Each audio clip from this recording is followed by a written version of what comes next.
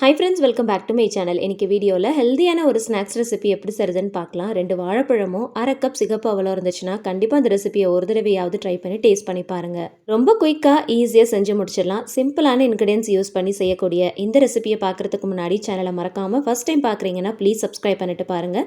பக்கத்தில் இருக்கிற பெல் ஐக்கனையும் சேர்த்து கிளிக் பண்ணிக்கோங்க. அப்போ தான் நான் போடுற வீடியோஸ் எல்லாமே உங்களுக்கு நோட்டிஃபிகேஷன் வரும், நீங்களும் மிஸ் பண்ணாமல் பார்க்க முடியும். இந்த ரெசிபி செய்யறதுக்கு நான் 2 மஞ்சள் வாழைப்பழம் எடுத்துருக்கிறேன். நீங்கள் எத்தனை வேணும்னாலும் எடுத்துக்கலாம். அதுக்கேற்றா போல் மற்ற இன்க்ரீடியன்ஸுடைய அளவுகளையும் இன்க்ரீஸ் பண்ணிக்கோங்க.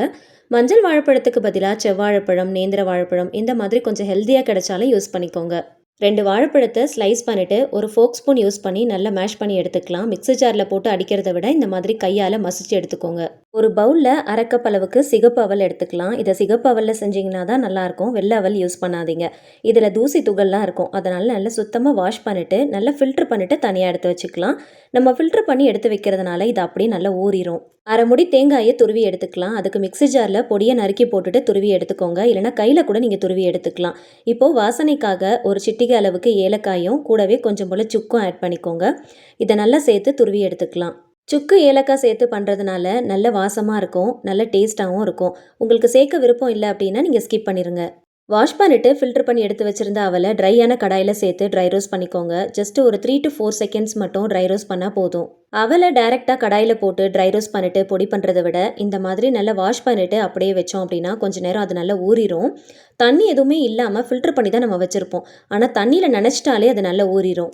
ஜஸ்ட் ஒரு 3 to 4 செகண்ட்ஸ் மட்டும் நம்ம ட்ரை ரோஸ்ட் பண்ணுறதுனால அந்த அவலில் இருக்கிற அந்த பச்சை வாசனை சுத்தமாக போயிடும். சாப்பிட்றதுக்கு நல்லாயிருக்கும்.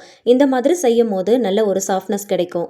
ரொம்ப கிறிஸ்பியாலாம் ட்ரை ரோஸ்ட் பண்ணிடாதீங்க. ஜஸ்ட் அதில் இருக்கிற ஈரப்பதம் போகிற அளவுக்கு 3 to 4 செகண்ட்ஸ் மட்டும் ட்ரை ரோஸ்ட் பண்ணால் போதும். நல்ல ஒரு சாஃப்ட்னஸோடு இருந்தால் தான் சாப்பிட்றதுக்கு நல்லாயிருக்கும்.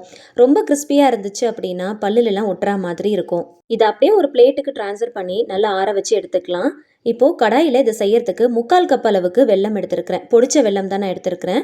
இதில் கொஞ்சமாக தண்ணி ஊற்றி நல்லா கரைச்சி எடுத்துக்கோங்க. இதில் மண் தூசியெல்லாம் இருக்கும் இல்லையா, ஸோ அதனால் கரைச்சி எடுத்துகிட்டு நம்ம யூஸ் பண்ண போகிறோம். ஆல்ரெடி 2 வாழைப்பழம் யூஸ் பண்ணியிருக்கிறதுனால நான் ஸ்வீட்னஸ்க்காக 3/4 கப் அளவுக்கு தான் வெல்லம் எடுத்துருக்கிறேன். நீங்கள் ஸ்வீட் கொஞ்சம் அதிகமாக சாப்பிடுவீங்க அப்படின்னா 1 கப் அளவுக்கு கூட எடுத்துக்கலாம். ரொம்ப அதிகமாக எடுத்துட்டோன்னா திகட்ட ஆரம்பிச்சிரும். ஜஸ்ட்டு வெல்லத்தை கரைச்சிட்டு சூடுபடுத்திட்டு அப்படியே ஒரு ஓரமாக எடுத்து வச்சிடலாம். அதில் இருக்கிற மண் எல்லாமே அடியில் டெபாசிட் ஆயிரும். நம்ம ஃபில்டர் பண்ணி யூஸ் பண்ணிக்கலாம். கடாயில் 3 டேபிள் ஸ்பூன் அளவுக்கு நெய் சேர்த்து கொஞ்சம் சூடானதும் நறுக்குன முந்திரி, வேர்க்கடலை கூடவே கொஞ்சம் திராட்சை பழத்தையும் சேர்த்து நல்லா வறுத்து எடுத்துக்கலாம். எப்பயுமே முந்திரி திராட்சை மட்டும்தான் சேர்த்து பண்ணுவோம் இல்லையா, கொஞ்சம் வேர்க்கடலையும் பொடியாக நறுக்கிட்டு சேர்த்துக்கோங்க. சாப்பிட்றப்போ நல்ல ஒரு கிரன்ச்சினஸ் கிடைக்கும். சாப்பிட்றதுக்கு ரொம்ப நல்லாயிருக்கும். பிளேட்டுக்கு ட்ரான்ஸ்ஃபர் பண்ணி ஆற வச்ச அவல் நல்லா ஆறியிருக்கும். இப்போ அதை அப்படியே ஒரு மிக்ஸி ஜாரில் சேர்த்து பல்ஸ் மோடில் ஜஸ்ட் ஒரு 2 to 3 செகண்ட்ஸ் மட்டும் கிரைண்ட் பண்ணி எடுத்துக்கோங்க. ரொம்ப அதிகமாகலாம் அரைக்க தேவையில்ல. பல்ஸ் மோடில் 2 to 3 செகண்ட்ஸ் மட்டும் கிரைண்ட் பண்ணால் போதும். இப்போ அதே கடாயில் அதே நெய்யில் துருவி வச்சிருக்கிற தேங்காயும் மசிச்சு வச்சிருக்கிற வாழைப்பழத்தையும் சேர்த்துக்கலாம். இது கூடவே பல்ஸ் மோடில் கிரைண்ட் பண்ணி வச்சிருக்கிற அவளையும் இது கூட சேர்த்துக்கலாம். ஃபஸ்ட்டு ஸ்டவ் ஆன் பண்ணிடாதீங்க. எல்லாத்தையுமே சேர்த்து நல்லா மிக்ஸ் பண்ணிவிட்டு அதுக்கப்புறமா ஸ்டவ் ஆன் பண்ணிக்கோங்க. இதில் சேர்த்துருக்கிற அவல், தேங்காய், வாழைப்பழம் எல்லாமே ரொம்ப சிம்பிளான ஹெல்தியான இன்க்ரீடியன்ஸ் தான். ஸோ மிஸ் பண்ணாமல் சேர்த்துக்கோங்க. கண்டிப்பாக இந்த ரெசிபியை ஒரு தடவையாவது ட்ரை பண்ணி பாருங்கள். டேஸ்ட் ரொம்ப நல்லாயிருக்கும். ரொம்ப ஹெல்தியான ஒரு ரெசிபியும் கூட. ஃபஸ்ட்டு இதை நல்லா மிக்ஸ் பண்ணிவிட்டு அதுக்கப்புறமா ஸ்டவ் ஆன் பண்ணிக்கலாம். ஹீட் பண்ணி எடுத்து வச்சிருக்கிற வெள்ளை கரைசலை இது கூட சேர்த்துக்கலாம்.